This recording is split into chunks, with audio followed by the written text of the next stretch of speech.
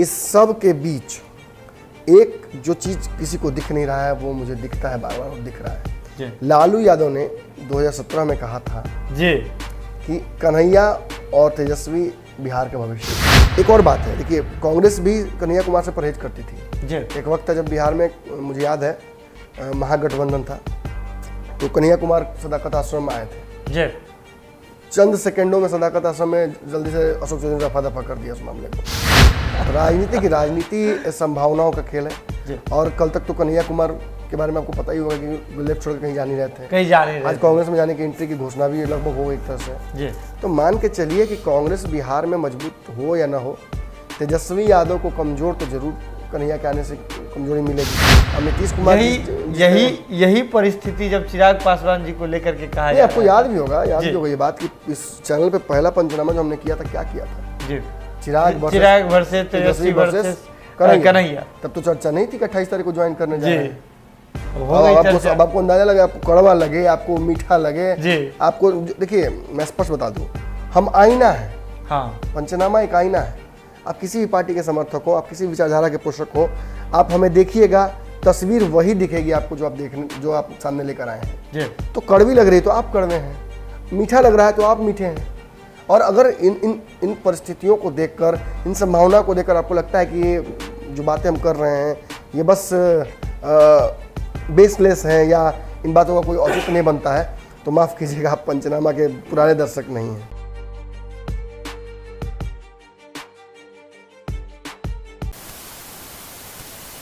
नमस्कार, बिहार के digital media का जनक भारत लाइव भी देख रहे हैं। भारत लाइव में रातों रात देख रहे हैं। रातों रात यानी कि ऐसा शो जहां आपको हम हमेशा से ऐसी ही खबरें परोसते आ रहे हैं, जिस खबर को जानने और समझने के बाद आप उसके आगे विस्मयादी बोधक चिन्ह लगाने पर मजबूर उठते हैं। बिहार की राजनीति है और राजनीति जबरदस्त ढंग से भी चल रही है। जातिगत जनगणना वाले मसले को लेकर के जो आग बिहार में लगी, ये तमाम दल के भीतर की जो मंशा थी उसे, जैसे होता है ना कि दूध के भीतर मक्खन होता है तो मथ करके बाहर निकाल दिया, ठीक उसी प्रकार से दल के भीतर जो भावनाएं थी, जो कसक थी, वो सबके निकल करके जो है बाहर आ गए हैं।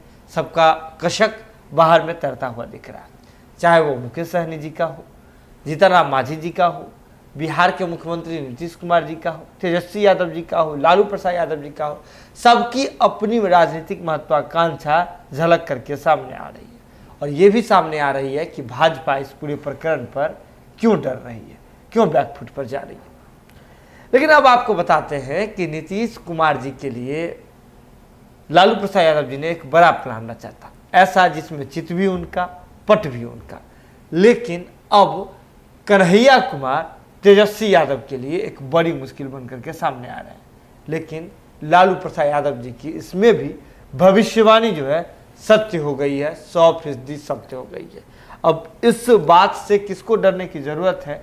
क्या तेजस्वी यादव जो समझ रहे थे कि लालू प्रसाद यादव जी, नीतीश कुमार जी जब आगे कुआं पीछे खाई वाली स्थिति पर, जगह पर खड़े हैं, उस पॉइंट पर, उस निडिल पर खड़े हैं, तब तो तेजस्वी यादव जी सेहरा के लिए अपना सर का नाप भी देने चले गए थे।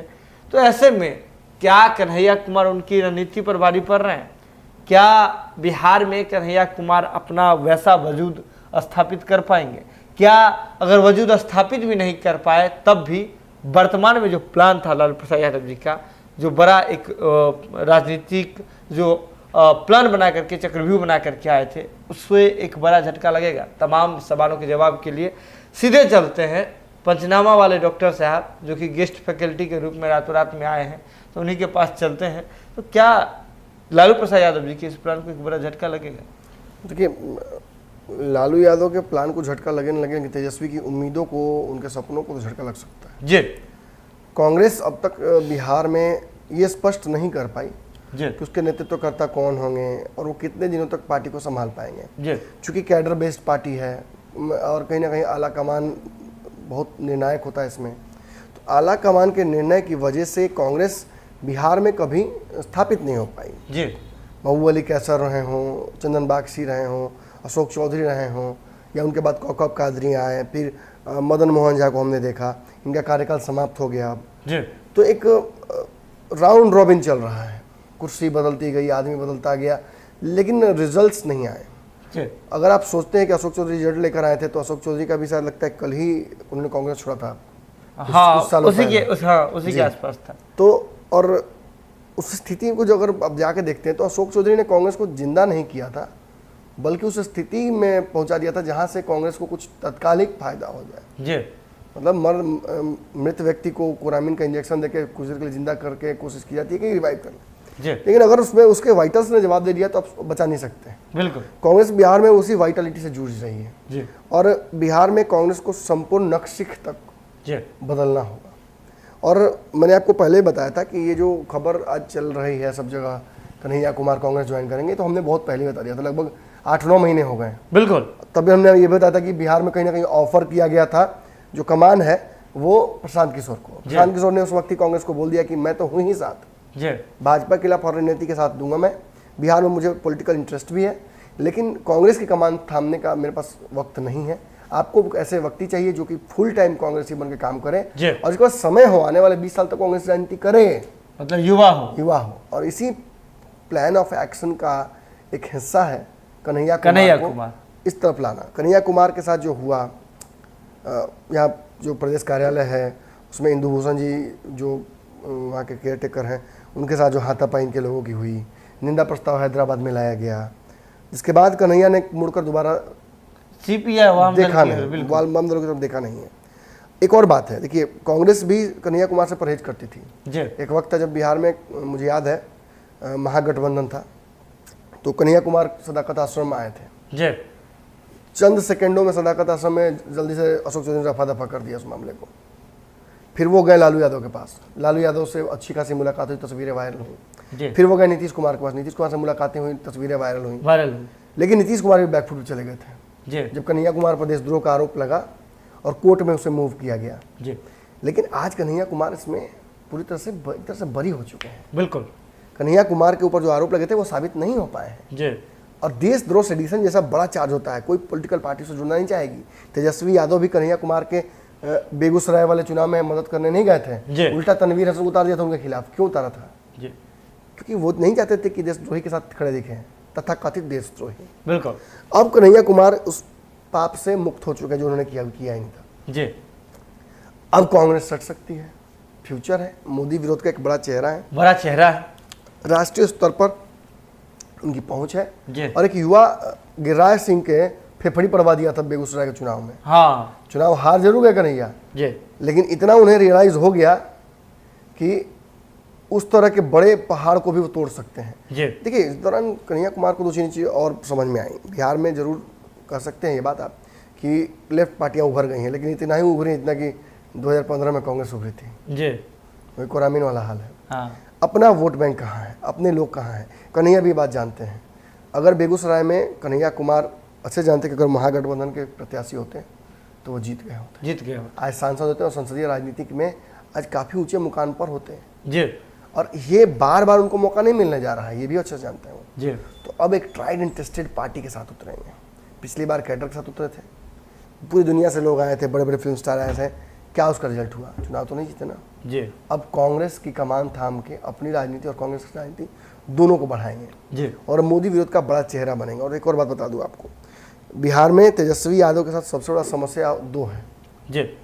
एक उनके पिता का बैगेज, और दूसरा अपना कोई व्यक्तिगत उपलब्धि नहीं है उनका। तो खैर कोई भी आता है तो 0 से स्टार्ट करता है, लेकिन तेजस्वी यादव दिक्कत क्या है ना कि इनको जो भी मिला है उसको अनुकंपा घोषित कर दिया जाता है इनके पिता का, और इनकी व्यक्तिगत उपलब्धियों को इनके पढ़ाई और लिखाई से जोड़कर देख दिया जाता है कि पढ़े लिखे नहीं है। तो ये एक बड़ा तमगा है, निगेटिव तमगा। इससे भाजपा लड़ जाती है, इससे नीतीश कुमार लड़ जाते हैं तेजस्वी से। और अब कहीं ना कहीं पुराना बैगेज, जंगल राज ला देगा, ये कर देगा, वो कर देगा, इसको तो प्रशासन चलाने नहीं आएगा, सीखने में इसको 10 साल लग जाएगा, 10 साल तक भूल भ्रष्टाचार होगा, लूटेगा, ये करे, ये बातें बोलकर कहीं ना कहीं तेजस्वी यादव को कमजोर कर देते हैं नीतीश कुमार, भाजपा कमजोर कर देती है। और ऐसी स्थिति में कन्हैया कुमार अगर हो सामने तो नीतीश कुमार को बराबर का टक्कर भी मिलेगा, भाजपा को जबरदस्त टक्कर मिलेगा। ऐसी स्थिति में हो सकता है बिहार कांग्रेस रिवाइव भी हो जाए। लेकिन इस सब के बीच एक जो चीज किसी को दिख नहीं रहा है वो मुझे दिखता है बार बार और दिख रहा है जी लालू यादव ने 2017 में कहा था जी कि कन्हैया और तेजस्वी बिहार का भविष्य है, जी इन दोनों को बिहार को लीड करना है।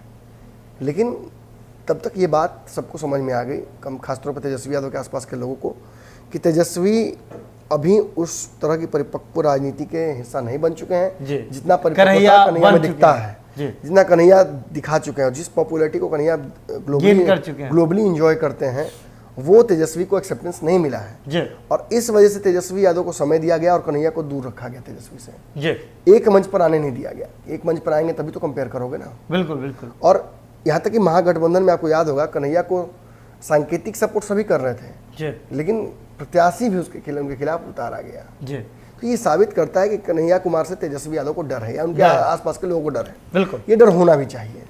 कन्हैया कुमार उन काबिलियतों को रखते हैं जो एक राजनीति में होनी चाहिए। जी कन्हैया कुमार चुनावी राजनीति में एक बार उतर के जीत जाते हैं तो फिर उनके संभावनाएं असीमित हो जाती हैं। असीमित हो जाती है। लेकिन यहीं पे तेजस्वी यादव के लिए फिर खतरे की घंटी पड़ती है। जी जब कन्हैया कुमार को बिहार में कमान देगी कांग्रेस, तो ना चाह कर भी तेजस्वी और कांग्रेस को एक मंच पर आना पड़ेगा। बिल्कुल बिल्कुल। कन्हैया कुमार और तेजस्वी यादव को एक जगह होना पड़ेगा, फिर एक ही तराजू पे आ जाएगा। और एक ही तराजू पे तौला जाएगा दोनों को। और मैं आपको इतना बता दूं, ना तो मैं कन्हैया का समर्थक हूं, ना मुझे तेजस्वी यादव से कोई इत्तेफाक लगता है। जी हम तो नीतीश कुमार के प्रशंसक हैं। जी हमें तो नीतीश जी की राजनीति पसंद आती है। बिल्कुल।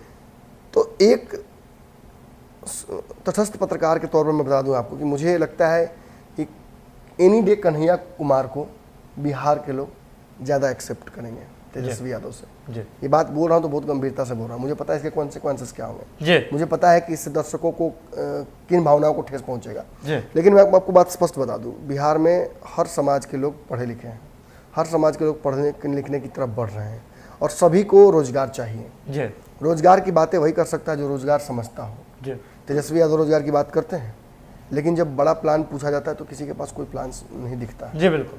और यही बात कहीं ना कहीं कन्हैया कुमार, जो पहले से लेफ्ट माइंडेड रहे हैं, पूंजीवाद के खिलाफ राजनीति रही है, अब वो आते हैं कांग्रेस में तो कितना भी कुछ बदल लें अपने आप को, लेकिन वो जो इननेट क्वालिटी है वो रहती है। जी। और बिहार में कन्हैया कुमार अगर कांग्रेस की कमान थामते हैं तो दो चीज़ें तो बिल्कुल ही होंगी। जी नीतीश कुमार और कन्हैया की पुरानी मुलाकातों का हवाला दिया जाएगा। हाँ उन मुलाकातों को भूलना नहीं चाहिए। जी नीतीश कुमार तेजस्वी के साथ कोई गठबंधन करना नहीं चाहते हैं फिलहाल। नीतीश कुमार कांग्रेस के साथ गठबंधन करना चाहते हैं। जी कांग्रेस में उनका इंटरेस्ट है। कांग्रेस के सारे विधायकों को उनमें इंटरेस्ट है। अशोक चौधरी बीच में सेतु का काम करते हैं। कन्हैया कुमार के आ जाने से हो सकता है नीतीश कुमार को भी बिहार में भाजपा और कहीं ना कहीं तेजस्वी यादव से अलग हटके एक रास्ता दिखे। जी। और उस रास्ते पर शायद वो चलना भी चाहे। वैसे भी ललन सिंह को बनाए हुए ना अपने पार्टी का अध्यक्ष, घूमी आ रहे हैं। तो राजनीति संभावनाओं का खेल है। और कल तक तो कन्हैया कुमार के बारे में आपको पता ही होगा कि लेफ्ट छोड़ के कहीं जा नहीं रहे थे, कहीं जा नहीं रहे। आज कांग्रेस में जाने की एंट्री की घोषणा भी लगभग हो गई एक तरह से। जी। तो मान के चलिए कि कांग्रेस बिहार में मजबूत हो या ना हो, तेजस्वी यादव को कमजोर तो जरूर कन्हैया के आने से कमजोरी मिलेगी। देखिए सीधी बात है, दोनों युवा हैं, दोनों को कुर्सी चाहिए और दोनों को बिहार में कुर्सी एक ही है। और नीतीश कुमार यही परिस्थिति जब चिराग पासवान जी को लेकर के कहा आपको याद भी होगा ये बात कि इस चैनल पे पहला पंचनामा जो हमने किया था, क्या किया था जी, चिराग वर्सेस तेजस्वी वर्सेस कन्हैया। तब तो चर्चा नहीं थी कि 28 तारीख को ज्वाइन करने जा रहे हैं। अब आपको अंदाजा लगे, आपको कड़वा लगे, आपको मीठा लगे, आपको देखिए मैं स्पष्ट बता दूं, हम आईना है। हाँ, पंचनामा एक आईना है। आप किसी भी पार्टी के समर्थक हो, आप किसी विचारधारा के पोषक हो, आप हमें देखिएगा, तस्वीर वही दिखेगी आपको जो आप सामने लेकर आए हैं। तो कड़वी लग रही तो आप कड़वे हैं, मीठा लग रहा है तो आप मीठे हैं। और अगर इन परिस्थितियों को देखकर, इन संभावना को देखकर आपको लगता है कि ये जो बातें हम कर रहे हैं ये बस बेसलेस हैं या इन बातों का कोई औचित्य नहीं बनता है, तो माफ़ कीजिएगा, आप पंचनामा के पुराने दर्शक नहीं हैं जी। तो अब आज के रातों रात में बस इतना ही। आप ऐसे ही जुड़े रहें बात लाइव के साथ। आज के रातों रात के दौरान ये बात तो स्थापित हो गई कि लालू प्रसाद यादव जी की जो पुरानी भविष्यवाणी थी वो सत्य हो गई, लेकिन इससे बड़ा, सबसे बड़ा डैमेज जो है तेजस्वी यादव के लिए है। तेजस्वी यादव के लिए कन्हैया कुमार खतरा बन करके स्वतः ही सामने आ रहे जी। हैं। और ऐसे में अगर बात करें तो यही हाल कुछ दिन पहले चिराग पासवान को भी लेकर के था, लेकिन चिराग पासवान और कन्हैया कुमार की राजनीति और उनका जो राजनीतिक पदार्पण हुआ है उसमें भी बहुत ज़्यादा डिफरेंस है। लेकिन कुल मिलाकर के अगर तीनों में बात करें तो कन्हैया कुमार फिलहाल नैतिक तौर पे तो भारी पड़ रहे हैं, मतलब जो उनकी बुद्धि विवेक है, उनका कहना है, जो उनकी इस बात को इग्नोर नहीं कर सकते। मैं बार बार बोलना चाह रहा हूँ कि लाख तेजस्वी यादव इम्प्रूव कर गए हों जी, लेकिन जो जीरो से शुरू करेगा वो 10 तक पहुंचने में उसको समय लगेगा। बिल्कुल। कन्हैया कुमार को रातों रात स्टार बना दिया गया। जी, मोदी जो सरकार बनी थी, हिंदुवाद राष्ट्रवाद का एक कॉन्सेप्ट आया था, उसका बाई प्रोडक्ट है कन्हैया जी। और कन्हैया ऐसा बाई प्रोडक्ट है जिसने कहा कि मैं बाई प्रोडक्ट बनकर नहीं रहूंगा, हाँ, मैं लड़ूंगा। लड़ूंगा। और वो इतना मजबूत हुआ कि उसने नरेंद्र मोदी तक की नाक में दम किया जी, और इस देश के प्रधानमंत्री को, जिसके पास इतने सारे रिसोर्सेस हैं, पूरा सिस्टम जिसके साथ है, उसके नाक में दम कर देना अगर किसी बच्चे का राजनीति की शुरुआत होती है तो माफ कीजिएगा, इससे तगड़ा विटामिन ना जी, दुनिया में आविष्कार नहीं हुआ उसका। देखिए इससे तगड़ा विटामिन दुनिया में आविष्कार नहीं हुआ है, लेकिन खबर बहुत सारी है आज। अब जुड़े रहे ऐसे ही रातों रात। कैसा लगता है आपको हमारा ये खास शो, बिल्कुल आप हमें बता सकते हैं। कमेंट बॉक्स लगातार खुले हुए हैं, वीडियो देख लिया, जरूरत है इसे शेयर करने की, शेयर करके अन्य लोगों तक पहुँचाने की। बहुत बहुत धन्यवाद। अगर ये वीडियो पसंद आई और वह बिहार के राजनीति और बिहारियत से सरोकार रखेनी तो सब्सक्राइब बटन दबा के चैनल के सब्सक्राइब कर ली। ओजे एगो घंटी बा, ओकरा बटन दबा देला से कुल सटीक और मारक खबर रुआ मुफ्त में मिल जाई। अगर रुआ पत्रकारिता के हमनी के नया प्रयोग में सहयोग कर चाहतानी तो ज्वाइन बटन दबा दी। पेटीएम नंबर नोट कर ली 9386816700। धन्यवाद।